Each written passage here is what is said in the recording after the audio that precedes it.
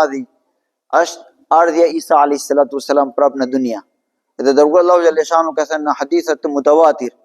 Kur flasim hadithet mutawatir, kuptimi është një hadith që tregon shokët Profet alayhi salatu wassalam nga numri 12 deri në 80-70 sahaba shokët Profet alayhi salam edhe më shumë. Dhe kjo hadithi për ardhja Isa alayhi salatu wassalam minimal 30 shokët Profet salam në ka lajmëruar. Sot dërguar Allahu xhallahu shanu saufa yanzilu fikum Isa ibn Maryam. Allahu xhallahu shanu na tregon në Kur'an se para sa vinë dërguar Allahu xhallahu shanu në dunia ishte hujtuar për Isa alayhi salam, ishin në dy mendim. Jahud dishin nga bindja që ne nuk kemi vrar Isain, por propaganda beshin që kemi vrar, kemi kryqëzuar atë. Kurse krishter që ishin shokët Profet alayhi salam, shokët Isa alayhi salam, hawarijun, që ka thënë Allahu në Kur'an, edhe ishin 12 havari veçantë që ishin në moment të fundit, darka fundit me Isa alayhi salam. Edhe Isa alayhi salam para atyre ka lajmëruar që Allahu xhallahu shanu mua ka për të marrë gjallë në qiell. Edhe njëri prej jush vendoset vendim edhe merret shpirti i tij. Atëherë ato dishin me bindje që Isa alayhi salatu sallam ka ikur në qiell, por ato aq i doba dishin që deri atyre me vonë pas disa vit Saint Paul Saul quhet, ai Saint Paulish, ai ka 19 letra në Bibla vëllezër. Edhe domethënë si mund të themi që dikush fut 19 letra në libri Allahu xhallahu shanu në Kur'ani. Atëherë çdo fjala gjelet me dyshim, se nuk dim cili është fjala e tjetrit. Prandaj Allahu xhallahu shanu ka mbrojtur Kur'anin. Inna nahnu nazzalna dhikra wa inna lahu lahafidhun. Ne kemi zbritur Kur'anin dhe ne do të mbrojmë atë deri në Kiamet. Kjo është krenaria për ne që alhamdulillah çfarë është në dorën tonë, njëjtë gjë pa asnjë pika para mbrapa ndryshimi, çfarë ka lënë Muhammedu Rasulullah në dorë janë sot. Edhe pa ndryshuar asnjë fjalë kuptim, Allahu ka ruajtur gjuhën, Allahu xhallahu shanu ka ruajtur edhe veprat. Se Aisha radhiyallahu anha shpyetën një ditë, dikush ka bërë pyetja që çfarë ishte moralet Profet alayhi salatu wassalam. Aisha radhiyallahu anha ka dhënë përgjigje, kana khuluquhu al-Quran. Që Muhammedu Rasulullah sallallahu alaihi wasallam ishte Kurani lavishëm. Një Kurani është libër, kurse Kurani i dytë ishte Muhammedu Rasulullah sallallahu alaihi wasallam. Atëherë Isa alayhi salatu wassalam Allahu erdhi Kur'an, edhe Kurani ka zbuluar, wa ma qataluhu wa ma salabuhu walakin shubbiha lahum. Që Isa alayhi salatu wassalam nuk është të vrarë, as nuk është kryqëzuar, bal rafa'ahu Allah. Ato janë në dyshim, edhe Isain Allahu xhallahu shanu ka marrë në qiell. Edhe ky sekreti Kurani ka zbuluar pas 600 vit pas Isa alayhi salatu wassalam.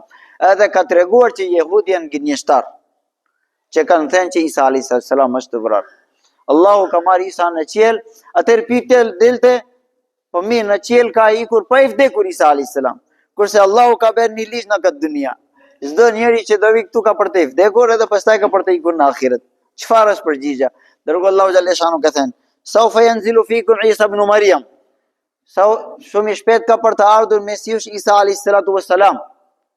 Edhe sipas transmetimi Imam Abu Daud, ala sharqi minaratil Damashq, që në minara e lindjes në Damaskus.